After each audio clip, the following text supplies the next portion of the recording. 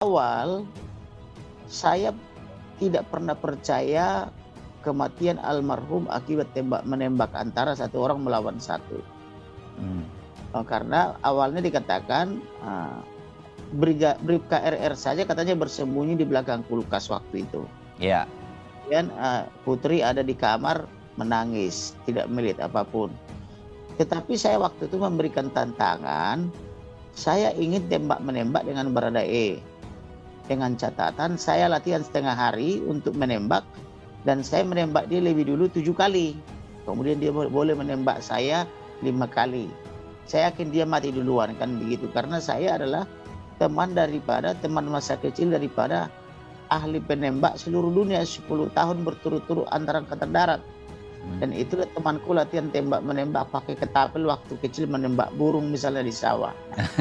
Oleh karena itu ketika saya diberikan tantangan ini karena ini tidak mungkin satu orang, maka mulailah muncul rumor lain bahwa ternyata Bribka RR juga ikut. Waktu itu karena saya pertanyakan siapa yang menembak dari belakang.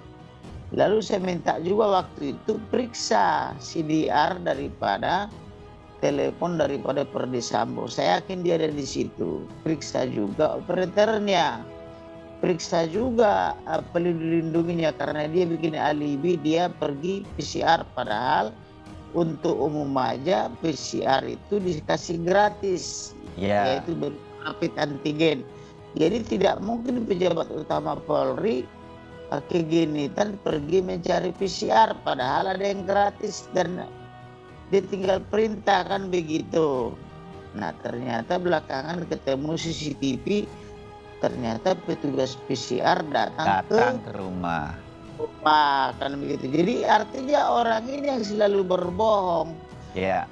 Karena orang ini selalu berbohong dan menyandra antar lembaga atau pejabat antar lembaga dengan cara menggerakkan orang-orang hebat untuk dalam arti orang hebat dalam arti jabatannya bukan mentalnya ya, hebat mental sama otaknya sih tidak hebat, bobrok malah kan gitu ya.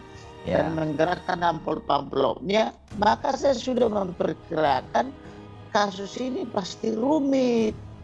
Rumitnya di mana? Karena melibatkan banyak pejabat yang tersandra. Kalau saya jadi penyidiknya, saya garansi setengah hari selesai.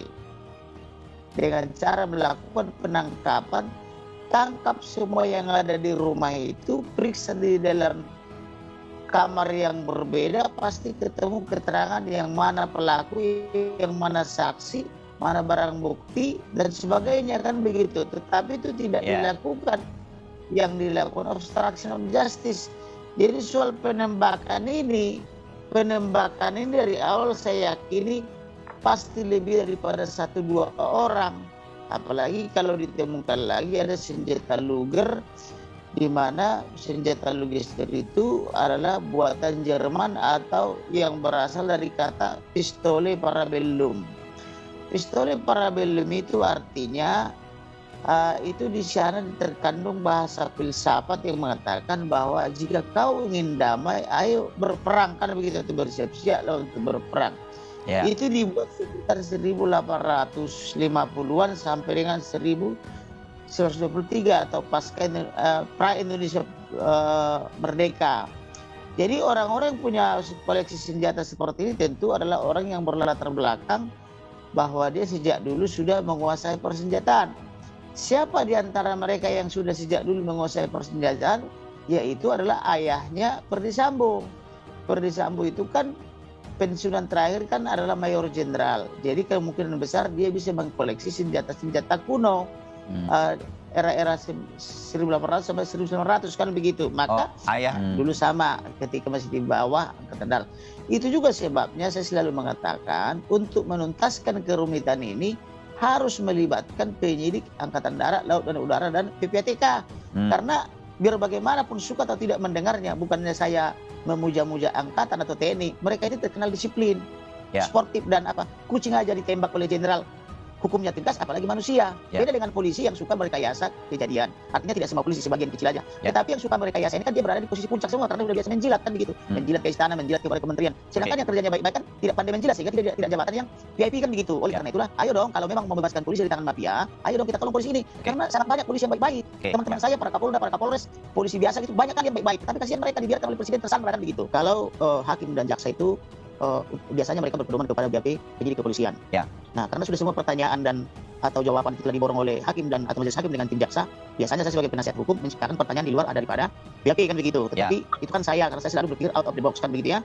Tetapi yang mau saya katakan adalah bahwa senjata Luger atau yang disebut dengan senjata buatan Jerman atau disebut dengan pistole parabellum ini hanya ada pada orang-orang yang sudah sangat senior atau yang hidup di zaman pasca kemerdekaan awal gitu loh. Artinya Indonesia baru merdeka, ini mereka bisa koleksi.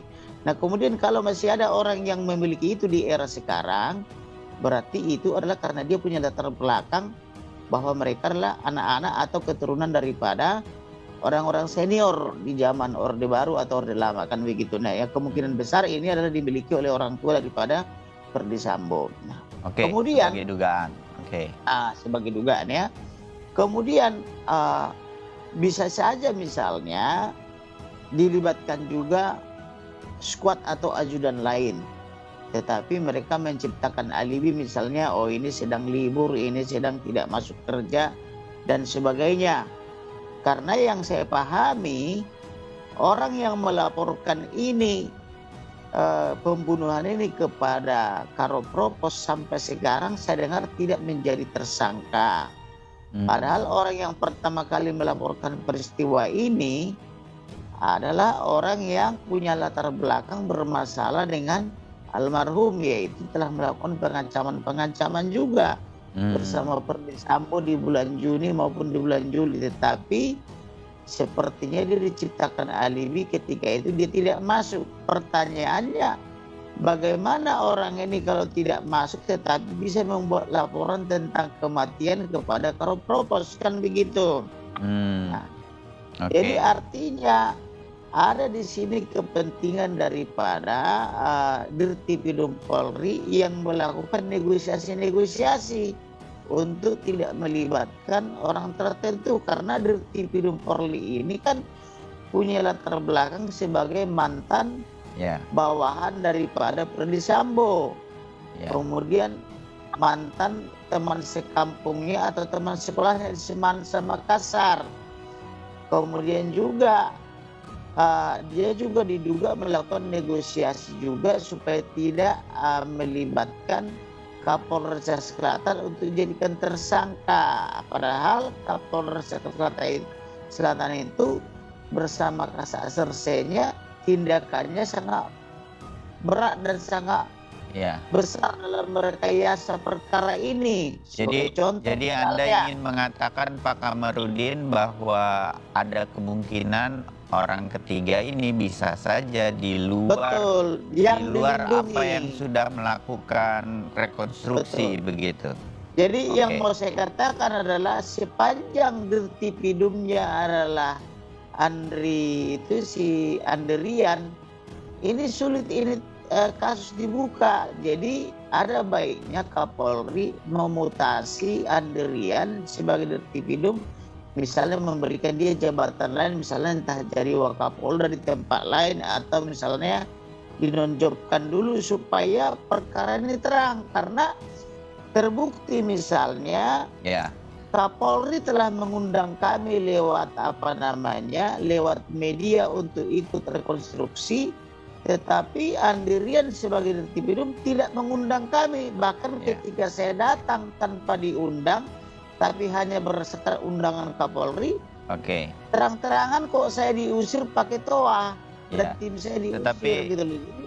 Artinya ini Anda yang pribadi mengatakan bahwa ini ada dugaan begitu ya, tetapi betul dan ini saya dapat asumsi laporan saja dari Anda. Bukan asumsi, salah, bukan asumsi.